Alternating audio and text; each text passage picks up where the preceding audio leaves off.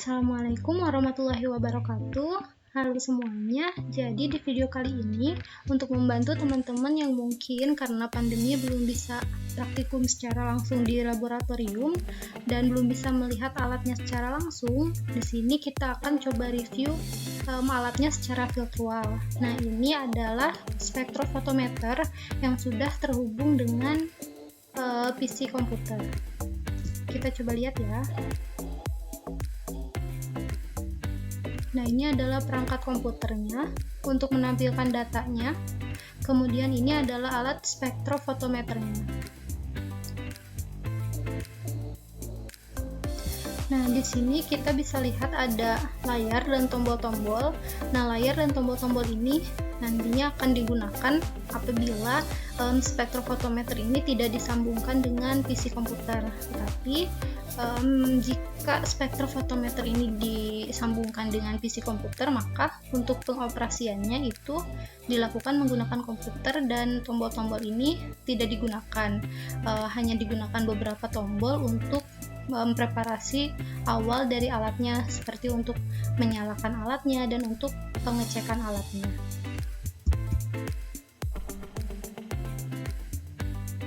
Ini ada tombol-tombol angka. Nah, ini adalah layar yang nantinya akan menampilkan hasil dari analisis menggunakan spektrofotometernya ketika dia tidak disambungkan dengan PC komputer.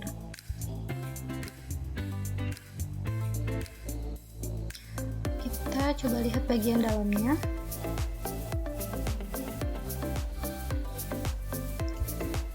Nah, ini adalah tempat untuk menyimpan sampelnya. Alat spektrofotometer ini dia sudah double beam sehingga dia dapat memancarkan dua sinar sekaligus. Jadi dia memiliki dua sumber cahaya dan juga memiliki dua tempat untuk menyimpan sampelnya. Nah, dua tempat ini, yang bagian atas itu digunakan untuk menyimpan belangko dan yang bagian bawah itu digunakan untuk menyimpan sampel. Ketika kita misalnya menggunakan atau akan menganalisis standarnya terlebih dahulu yang menggunakan beberapa konsentrasi, misalnya 2, 4, 6, dan 8 ppm, kita akan mengganti-ganti standarnya mulai dari konsentrasi 2, 4, 6, dan 8. Nah, itu yang diganti adalah yang bagian bawah. Untuk yang bagian atas ini tetap diisi dengan belangkonya. Belangko itu adalah zat atau senyawa selain dari yang akan kita analisis, atau belangko itu adalah pelarutnya. Misalnya kita akan menganalisis paracetamol.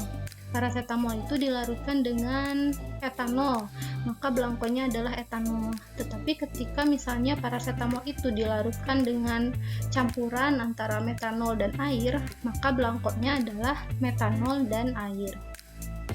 Jadi untuk spektrofotometer yang double beam itu kita bisa menyimpan belangko dan sampel secara bersamaan, di mana yang diganti adalah yang bagian bawahnya. Ini ya, untuk menyimpan belangko dan sampel.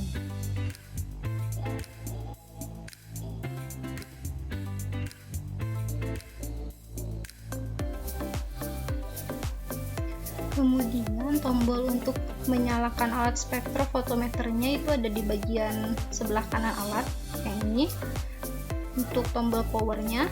Kemudian untuk wadah menyimpan sampelnya itu adalah kuvet. Nah, ini salah satu contoh kuvet. Kuvet ini kuvet yang terbuat dari kaca kuarsa.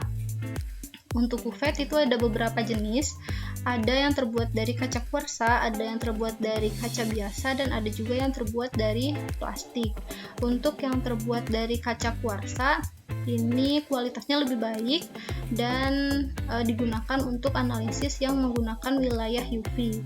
Untuk yang kuvet jenis kaca biasa dan plastik itu biasanya dapat digunakan untuk analisis senyawa-senyawa yang di wilayah visible.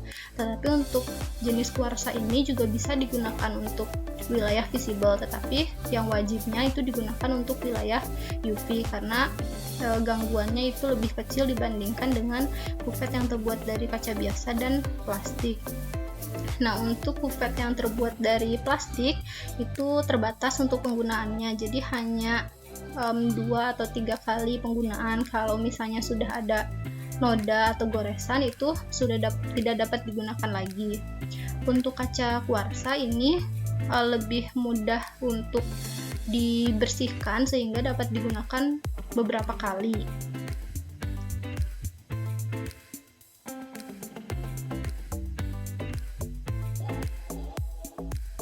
Untuk kufet sendiri ini terdiri dari 2 bagian. Yang pertama ini adalah bagian yang buram, bagian yang dapat kita sentuh. Kemudian ada juga bagian yang bening. Ini bagian yang diusahakan tidak tersentuh atau jarang tersentuh karena nantinya sinarnya itu akan dilewatkan ke bagian yang bening ini.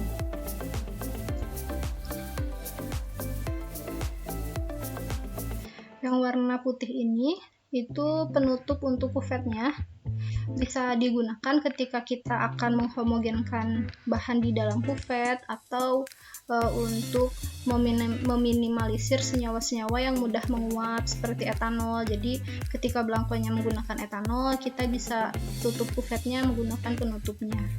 Itu.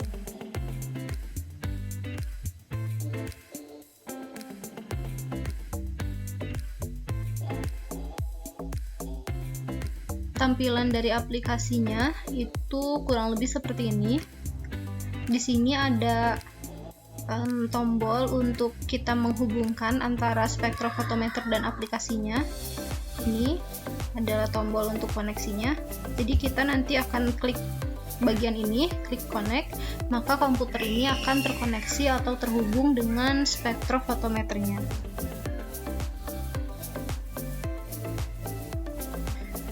Kemudian di sini juga ada 2 bagian. Yang pertama itu bagian spektrum.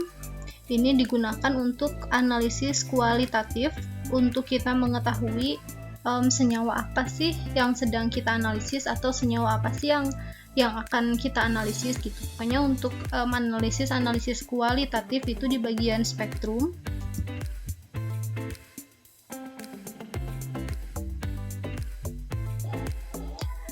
Dan untuk analisis kuantitatif untuk mengetahui kadar dari sampelnya berapa, itu di bagian fotometrik ini. Jadi ada 2 bagian untuk aplikasinya. Nah, ini contoh dari bagian analisis kuantitatif. Jadi di sini untuk sampel ID-nya bisa kita isi nama sampelnya itu apa, kemudian untuk konsentrasinya bisa kita isi konsentrasinya berapa, untuk standar, untuk larutan standar kita isi konsentrasinya berapa, kemudian di sini ada panjang gelombang yang digunakannya itu berapa. Kemudian untuk sampel table-nya itu ada di bagian bawah ini, yang bagian sampel table. Kemudian untuk hasil dari analisisnya, hasil dari kurva regresinya itu akan muncul di bagian sebelah kanan ini, standar curve. Nanti kurvanya akan muncul di sini dan kita bisa settings untuk memunculkan nilai koefisien korelasinya, kemudian nilai atau persamaan dari regresinya itu berapa, kita bisa settings di bagian ini. Ini contoh tampilan untuk analisis kuantitatif. Ini untuk tampilan spektrum. Nah, kemudian untuk mengatur metodenya, kita bisa gunakan tombol yang seperti lambang M ini untuk pengaturan metodenya. Untuk memilih wilayah apa yang akan kita gunakan, apakah wilayah UV atau wilayah visible. di sini. Nah, ini contohnya. Misalnya kita akan menggunakan analisis di wilayah UV, yaitu wilayah panjang gelombang antara 200 sampai 400. Maka di sini kita atur dari yang paling besar dulu, dari yang 400 sampai ke 200. Tapi kalau misalnya kita akan menggunakan daerah visible, maka di sini kita atur dari 800 sampai 400, kemudian tinggal kita okekan saja.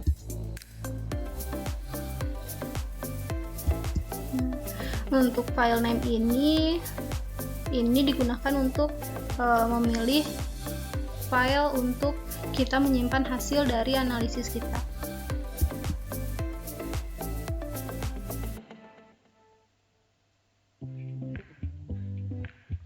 Di bagian fotometrik juga sama, ada untuk pemilihan metodenya.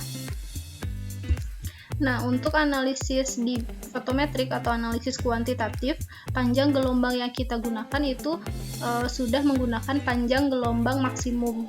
Panjang gelombang yang memiliki absorbansi yang paling maksimum hasil dari analisis kualitatif tadi. Jadi kita pilih satu panjang gelombang yang absorbansinya paling maksimum, tidak dalam bentuk range lagi. Jadi misalnya panjang gelombangnya itu 436 nm, maka kita masukkan di sini 436, bukan lagi 200 sampai 400 atau 400 sampai 800. Jadi sudah dipilih satu panjang gelombang yang paling maksimum untuk analisis kuantitatif.